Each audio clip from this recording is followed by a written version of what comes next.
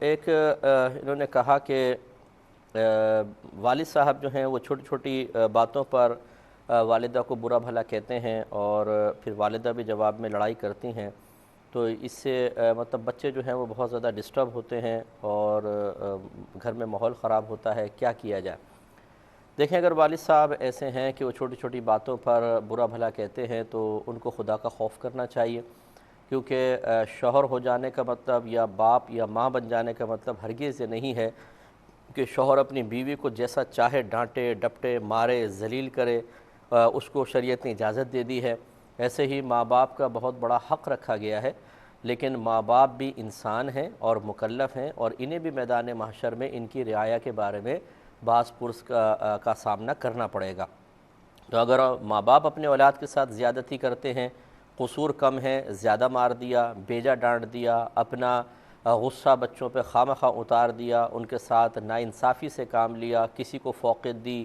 اور کوئی دینی وجہ بھی نہیں ہے، کوئی ایسی معقول وجہ بھی نہیں ہے، جیسے بعض بچوں کو قریب کر لیتے ہیں، بعض کو دور، لڑکوں کو قریب کر لیا جاتا ہے، لڑکیوں کو دور، تو اچھی طرح یاد رکھیں ان ماں باپ کو بھی میدان محشر میں کھڑا کیا جائے گا اور ان سے حساب لیا جائے گا۔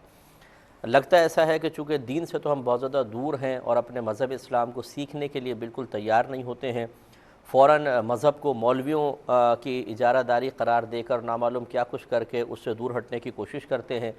اور ماں باپ بننے کا ہمیں بہت شوق ہوتا ہے، فوراً شادی بھی ہو جائے، ماں باپ بھی بن جائیں، لیکن کامل ماں باپ بننا آتا نہیں ہے۔ کس طرح بچوں سے ڈیل کرنا ہے، کس میں زیادتی متحقق ہو سکتی ہے، کس طرح شوہر بننا ہے، کہاں کہاں زیادتی ہو سکتی ہے اور کہاں پر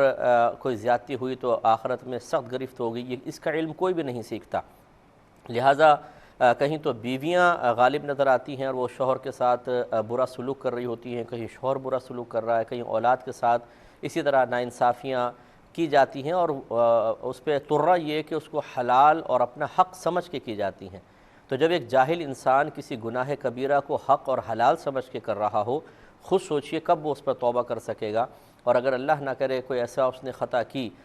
کہ جو نص قطعی سے جس کی حرمت ثابت ہے، تو یہ بھی ہو سکتا ہے کہ ایمان میں خلل پیدا ہو جائے۔ اس لیے علم کو جو لوگ معمولی سمجھ کے ترک کر رہے ہیں، یہ اتنے خطرے میں ہیں کہ اس کی کوئی انتہا نہیں۔ علم باقاعدہ سیکھنا چاہیے، علماء کی صحبت